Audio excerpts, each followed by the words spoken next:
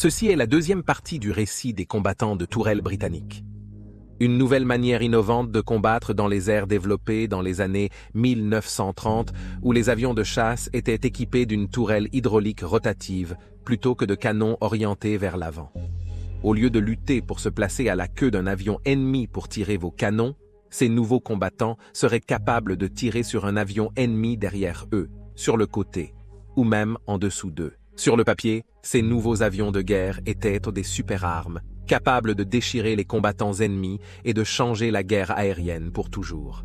Nous avons entendu le récit de leur conception et de leurs promesses, mais il est maintenant temps d'entendre le récit de leur chute.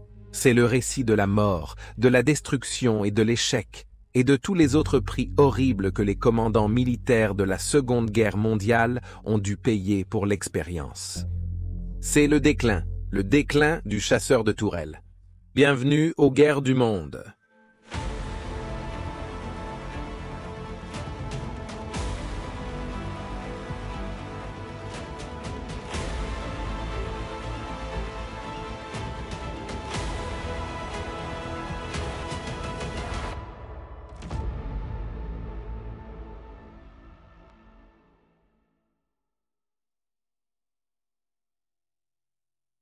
C'est le déclin. Moins d'un mois après l'invasion de la Pologne, le chasseur Bolton Paul Defiant est entré en service. Cependant, il ne suffisait pas simplement d'introduire l'avion. Le squadron 264 avait pour mission de peaufiner l'opération du Defiant. Des essais ont donc été entrepris avec de fausses attaques contre des bombardiers et des chasseurs britanniques qui n'étaient là pas conçus pour y faire face. Avec des chasseurs monoplaces, les Defiants ont commencé à adopter la tactique de tourner en défense lorsqu'ils étaient attaqués, afin de devenir une cible difficile et de donner aux mitrailleurs de tourelles une vue dégagée sur tout avion ennemi essayant de se mettre à leur queue avec leur armement fixe. Les premiers tests étaient extrêmement encourageants et la confiance parmi les escadrons de Defiants en pleine croissance de la force aérienne royale était en hausse.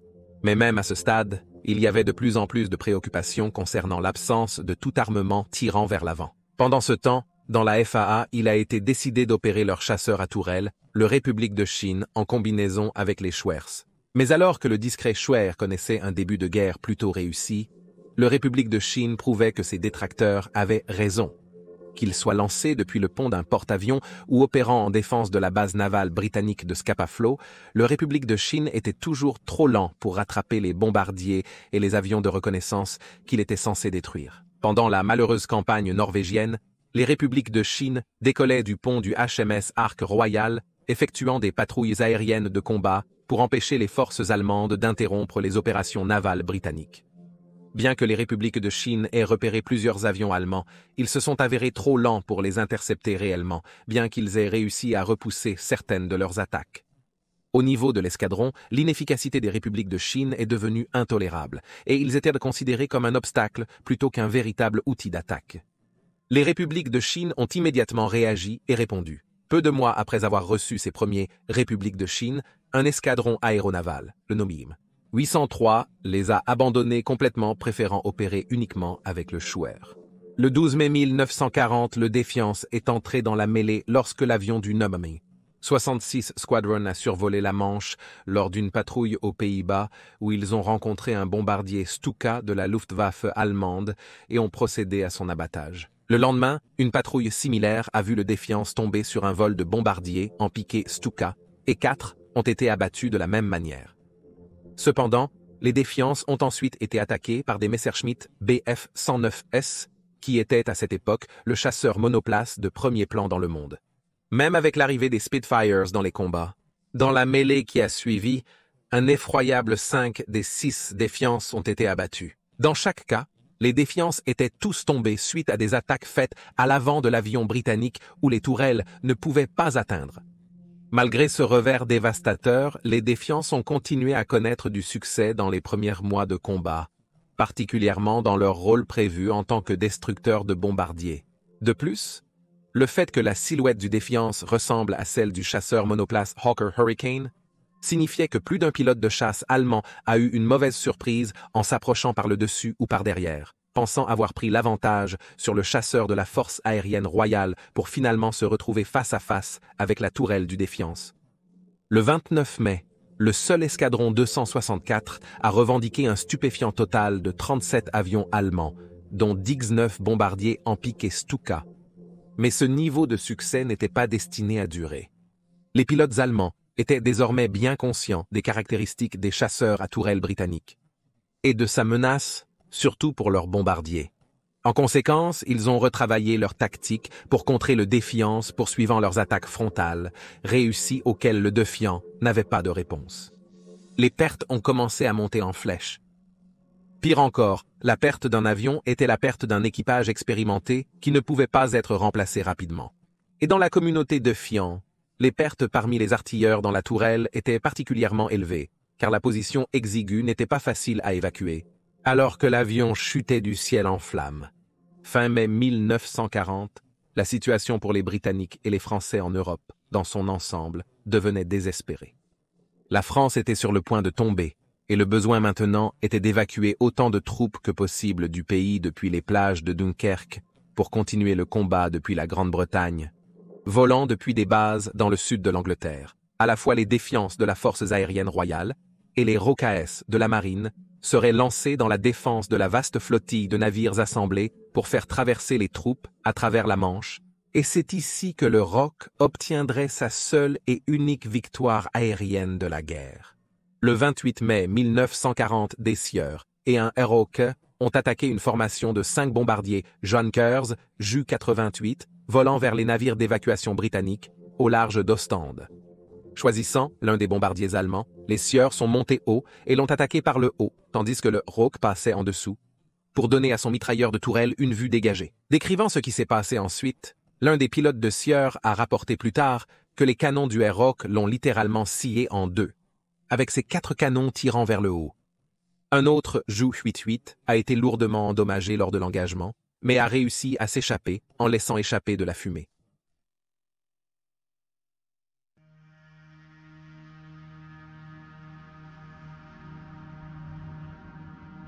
Avec le retour des forces britanniques à la maison, la force aérienne royale et ses camarades de la FAA se sont préparés à lutter dans la bataille d'Angleterre. Les expériences douloureuses de la bataille de France ont appris à la force aérienne royale que comparé aux Spitfires et ouragans plus conventionnels, le Défiant n'était adapté qu'au rôle de destructeur de bombardiers et manquait dans presque tous les autres domaines du combat de chasseurs de jour. Si les Spitfire et les ouragans pouvaient détourner ou distraire les chasseurs d'escorte allemands, alors le Défiant pourrait se mêler aux bombardiers et être efficace. Mais dans le chaos du combat aérien, même les plans les mieux conçus se sont effondrés et les Défiants ont été à plusieurs reprises déchirés par la Luftwaffe. Le 26 août 1940, un Défiant piloté par les sergents de vol I.R. Thorne et F.G. Barker s'est mêlé à un vol de Dornier Do-70 allemand, en détruisant 2 avant d'être attaqué par un Bf-109E. Criblé de balles, le Défiant a été incendié, mais pas avant que Barker ait pu blesser mortellement le Messerschmitt, le faisant plonger vers la terre. Thorne a ensuite réussi à atterrir avec le Défiant handicapé, recevant une barrette ajoutée à leur médaille de vol distinguée pour leur action. Malgré de tels efforts héroïques, la force du Défiant avait été décimée à la fin d'août 1940, ayant perdu environ 50% des structures livrées à ce stade. Bien qu'ils ne soient pas aussi fortement engagés dans la défense du Royaume-Uni que le Défiant, les Roches ont néanmoins continué leur guerre aux côtés de leurs compagnons d'écurie, le SCUA. Le 12 juin, des avions de la 801e escadrille aéronavale ont attaqué un groupe de vedettes rapides allemandes au large de Boulogne. Les mitrailleurs de tourelle ROK mitraillaient les vedettes lance-torpilles à grande vitesse pendant qu'ils survolaient. Un peu plus d'une semaine plus tard, les Roches et les SCUA ont attaqué des emplacements de canons côtiers près de Calais. Cependant, l'utilité de l'avion Blackburn se révélait de plus en plus limitée, tout comme le SCUA d'ailleurs. Et ils étaient rapidement relégués à d'autres tâches, qui comprenaient l'aide à la recherche et au sauvetage des aviateurs abattus dans la Manche. Le 12 août, le seul pilote d'un ROK a eu une rencontre épouvantable avec un Bf-109E lors d'un vol de routine. Le sous-lieutenant Arthur Blake a repéré l'Allemand dans son rétroviseur à la dernière seconde et a plongé son avion vers la mer en dessous. l'avion Blackburn expose ses aérofreins. Le pilote allemand a essayé de suivre, mais a dépassé, et la dernière chose qu'il a vue de Blake et de son rock était l'avion qui plongeait encore verticalement à 200 pieds. Présumant que personne n'aurait pu sortir de la plongée à cette hauteur, le pilote allemand est rentré chez lui, revendiquant une manœuvre mortelle. Mais en réalité, Blake avait mis le rock à niveau, à seulement quelques pieds au-dessus de l'eau. À la fin de 1940, les Roches avaient disparu du service de première ligne et étaient remplacés par le grand ferret Fulmer à 2 places. En fait, l'impact du rock sur la guerre a été si limité qu'après, de nombreux auteurs d'aviation ont écrit par erreur que l'avion n'a jamais opéré depuis un pont de porte-avions lors d'opérations de combat, bien que des recherches plus modernes aient prouvé que c'était incorrect. Cependant, alors que les équipages de la FAA se débarrassèrent de leurs roches de toutes les manières possibles, le Défiance avait toujours du mal à combattre les avions allemands. Le combat nocturne, en particulier, avait toujours été prévu comme un rôle secondaire pour le Défiance. Mais alors que son utilisation était réduite pour les combats de jour, il est devenu la fonction principale du Défiance de défendre le Royaume-Uni contre les raids nocturnes. Les premières missions nocturnes du Défiance n'ont pas été réussies. Non seulement l'avion manquait de radar, ce qui signifiait que les équipages devaient être dirigés vers leurs cibles par des stations au sol, puis essayer de les identifier visuellement contre le ciel éclairé par la lune. Mais les échappements du moteur avaient tendance à devenir rouge vif, ce qui pouvait être vu par un artilleur défensif allemand aux yeux vifs. Cependant, il convient de noter que les défauts du Défiance en tant que chasseur nocturne étaient partagés par d'autres types impliqués dans la guerre nocturne précoce. Et ils ont pu revendiquer autant, sinon plus de bombardiers nocturnes allemands que d'autres avions britanniques. En 1941, et alors que les bombardements allemands des villes britanniques s'intensifiaient, des efforts ont été entrepris pour améliorer le Défiance en tant que chasseur nocturne. Un nouveau moteur Rolls-Royce Merlin a été installé, offrant plus de puissance, mais la plus grande amélioration était l'installation d'un radar d'interception aérienne. Maintenant, le Défiant pouvait voir dans le noir, mais dans un cas classique de mauvais timing, le Défiant Mark II amélioré est arrivé en service juste au moment où la guerre nocturne sur le Royaume-Uni se calmait, alors que Hitler concentrait les efforts de la Luftwaffe sur le soutien aux campagnes nord-africaines et soviétiques. L'utilisation du Mark II a été relativement courte, et ils ont été rapidement remplacés par des types à 2 moteurs plus puissants, tels que le Bristol Arc combattant et le Moustique superlatif.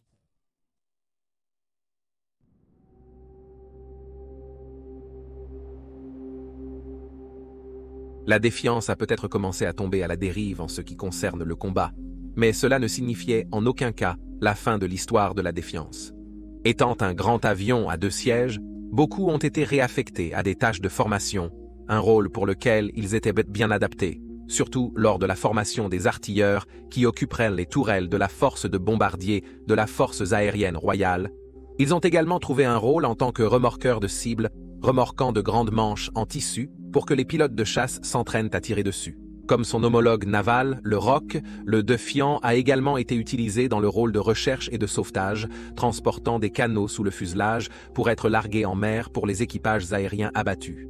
Le Défiant a également entrepris un certain nombre de tâches spéciales, y compris le brouillage des stations radars allemandes, ce qui en fait l'un des premiers avions de guerre électroniques. On estimait qu'un vol de 9 Défiants était capable d'ouvrir une brèche de 200 miles dans la couverture radar allemande pour permettre aux bombardiers de la Force aérienne royale de percer en utilisant un équipement de brouillage spécialisé. Enfin, les Défiants ont été utilisés dans certains des premiers essais de sièges éjectables menés par la société Martin Boulanger, et bien qu'aucune éjection d'humains n'ait été effectuée à partir de l'avion, un certain nombre de mannequins d'essai l'ont été. Et cela a fourni des informations vitales dans le développement des premiers sièges éjectables opérationnels. Après leur retrait, les très détestés Roches ont également été utilisés dans des rôles plus subalternes. Peut-être le plus insultant d'entre eux était celui d'une batterie de défense d'aérodrome statique.